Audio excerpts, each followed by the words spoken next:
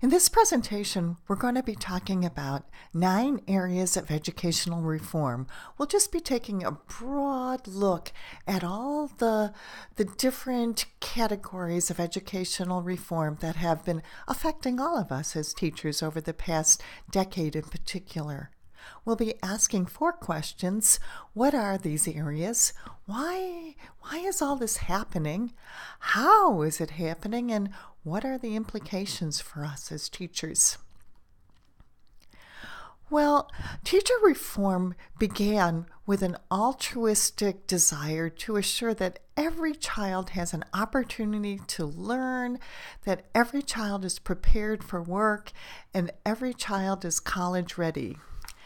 It's impossible to have missed out on all the implications of the No Child Left Behind law, which focused on math and reading.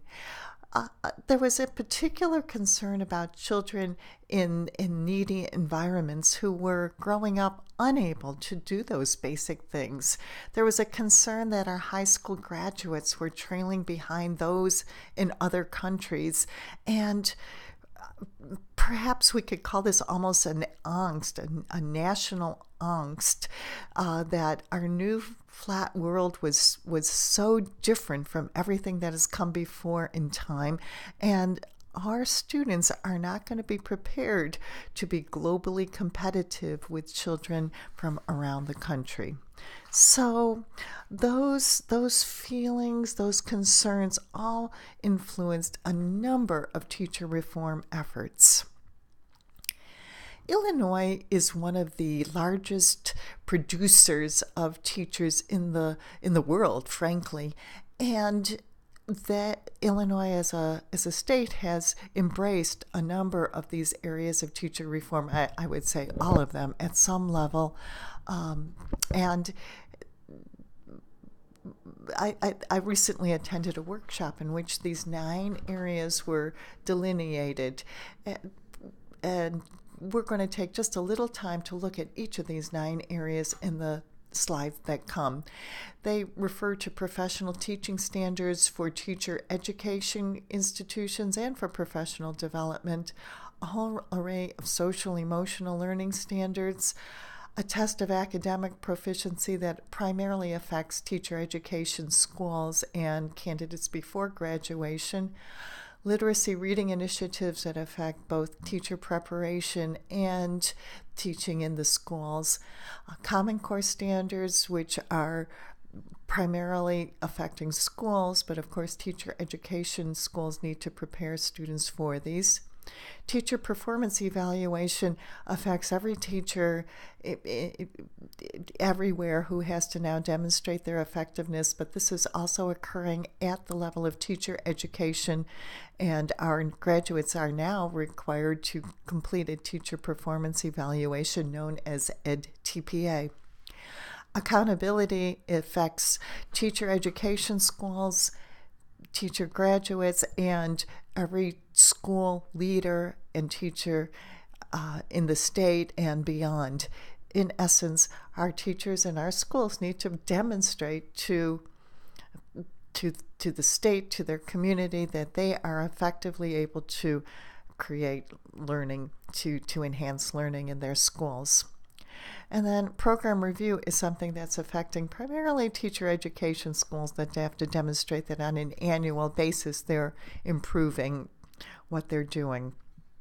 So let's take a quick look at each of these 9 areas, and we'll be pulling them apart in the weeks to come in more detail.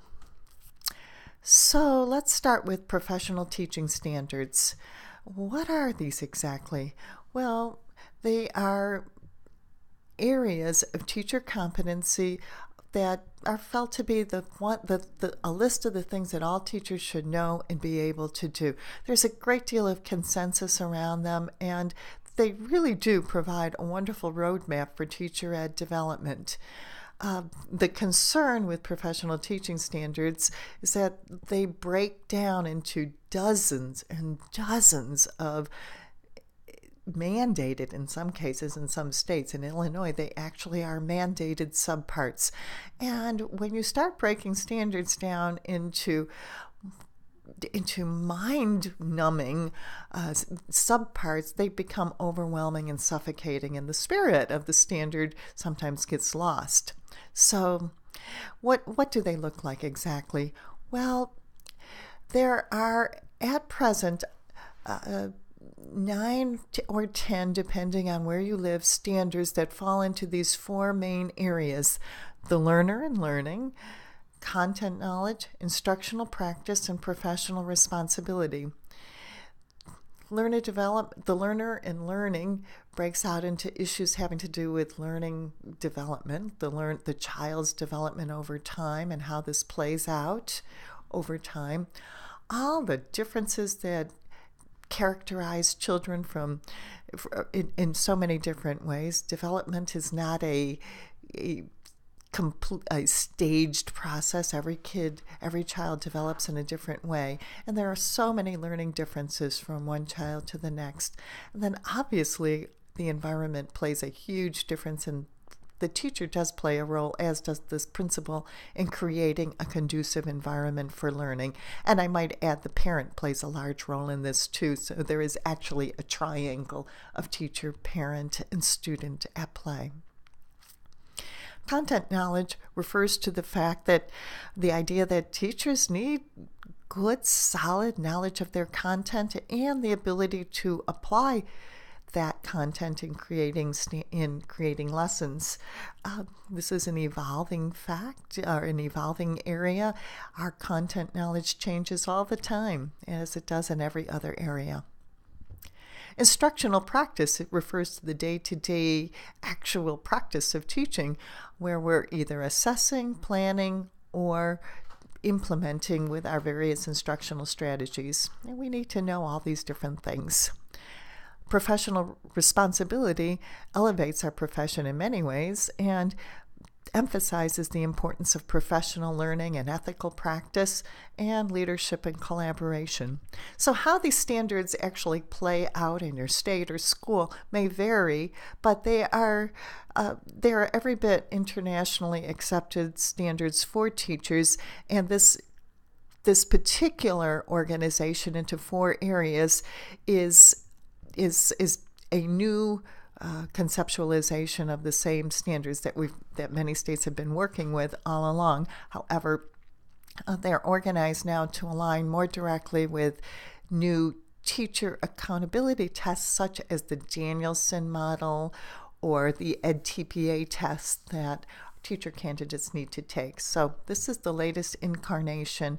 More to come on these in the future. Social emotional learning and standards is fairly new in the sense that it's being mandated at the state level or a national level. Let's just take a look at the very bottom of this slide. This is an explanation of what this means. So, social and emotional learning is a process for helping children and even adults develop the fundamental skills for life effectiveness. These are the skills we all need to handle ourselves, our relationships, and our work effectively and ethically. These skills include recognizing and managing emotions, developing caring and concern for others, establishing positive relationships, making responsible decisions, and handling challenging situations constructively and ethically. They are the skills that allow children to calm themselves when angry, make friends, resolve conflicts respectfully, and make ethical and safe choices. These are great things. They're very much aligned. The spirit, the philosophy is very much aligned with the importance of developing a growth mindset, and they certainly help develop grit in our students. I love them because they affirm the importance of emotion and feeling in learning. The issues are that our curricula are very crowded, and although every teacher will tell you how important they are, Teachers also need to be trained in using the standards, and time needs to be dedicated to social and emotional learning. Let's face it, emotions change on a moment-to-moment basis as we go through our day. So they're not something that can be addressed from 9:10 to 9:20 every morning. They need to be, or 3 days a week, they need to be woven into everything we say and do. Test of academic proficiency is something that affects teacher educators, and here the feature is that all teachers will possess basic levels of academic proficiency in reading, language arts, mathematics, and writing, so that everyone can support the mission of the school to develop these skills in its students. This is an altruistic goal, and truly, it does make sense that every teacher be able to write a memo home, for example, or an email home, that's articulate, grammatically correct. We are models. The problem is, well, there are some highly competent musicians who are also articulate, sensitive teachers who are unable to pass the test. And frankly, it adds another level of stress, expense, and state-level management to teacher preparation. So with this goal comes responsibility. Literacy and reading initiatives focus on the efforts of all faculty to help all students become literate. It addresses the reality that English is a second language for many children, and it moves all schools, in the direction of meeting international literacy standards. Some issues, well, all teachers in all subjects now need to complete coursework during their teacher training to prepare them to teach reading and literacy. It's not that that's inherently bad, it's just that the curriculum is already quite crowded. And here again, we might wind up with teachers who are minimally qualified to teach reading, actually teaching reading. So it's a concern. The Common Core standards were developed out of a true, honest effort to assure that all children throughout the country and beyond learn. Well, for the United States, it refers to our states, but there's a concern that our students are not internationally competitive. So the Common Core standards are a series of learning standards in English, language arts, and math that were developed by the National Governors Association and the Council of Chief State School Officers. They address the fact that our society is mobile. Our students move from school to school and across states all the time, and they also are now moving abroad. Our students need to be equally prepared to be internationally competitive. I might add that these are not a replacement for fine arts standards. All teachers in all areas are, however, encouraged to support and enrich learning in the Common Core areas. Like always, there are some issues. Teacher resources and training are not sometimes ready. Instructional materials need to be aligned to the Common Core. Assessments of students are still under development. School policies need to support the implementation of the Common Core, and I might say sensible implementation of the Common Core. And also, there's some concern that the Common Core standards in and of themselves were developed by experts, but they have not truly been tested, nor were they developed in a democratic sort of fashion. So these issues will be playing out in the future. Teacher performance evaluation focuses on authentic assessment of teachers' skill in planning, instructional delivery, and assessment. At the teacher education level, we're seeing this playing out in new testing in our state, and in many states it's called EdTPA. This is a test that teachers need to complete during their student teaching, during which they plan out a set of lessons. They record themselves teaching those lessons. They submit recordings of their teaching. They plan assessments, and they submit those assessments to an assessment company, frankly, and teachers write these detailed explanations that describe what they're doing and why they're doing it. It's an extensive and expensive test for our future teachers. There is reason to be optimistic about it, and there is plenty of reason to be concerned. The Danielson model and similar models for practicing teachers is very much in the spirit of teacher performance evaluation. The idea is that these models and these tests provide a common understanding of good teaching and will professionalize teaching. As always, issues arise around the expense of running these tests, the fact that evaluators need extensive training. Implementation is just challenging at every level, and there is, I think, legitimate concern among music educators that the focus of the test disregards some important attributes of good music teaching. For example, there's an emphasis on the use of academic language, while we know that music is a language unto itself. Sensible people understand this. Sometimes, though, the implementation gets a little rocky. Accountability is very much related to the performance evaluation of teachers. Here, the distinction is that teachers and principals need to demonstrate their effectiveness by showing evidence of student growth. Okay, who would argue that our purpose as teachers is anything other than to help our children grow?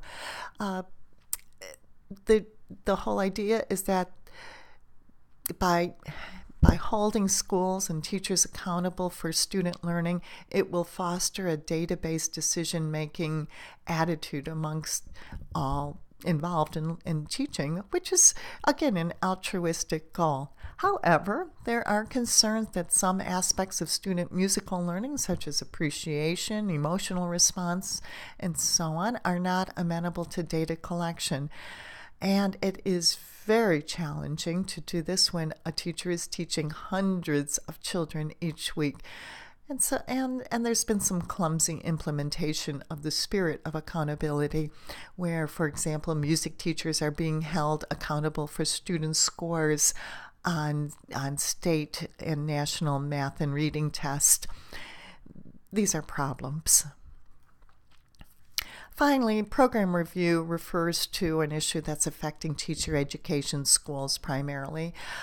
However, teacher education programs now need to demonstrate their effectiveness in preparing teachers, typically with respect to the following: teachers' understanding and knowledge of content, their instructional planning skill, the nature of their clinical practice, their capacity to have an impact on student learning, their dispositions, and every teacher education program now has to demonstrate changes made as a result of annual data-based program review. Again, a highly altruistic goal and feature that will hold teacher education schools accountable for their work. Problems: it's expensive for schools, and it does not necessarily measure important traits such as empathy, compassion, or creativity. So we have the same issue of clumsy implementation. So that's a lot. These are 9 areas that have woven their way into our national conversations, our teacher education schools, professional development at every level. the big question is, what, if any, impact has education reform had on your life and work as a music teacher? Thank you.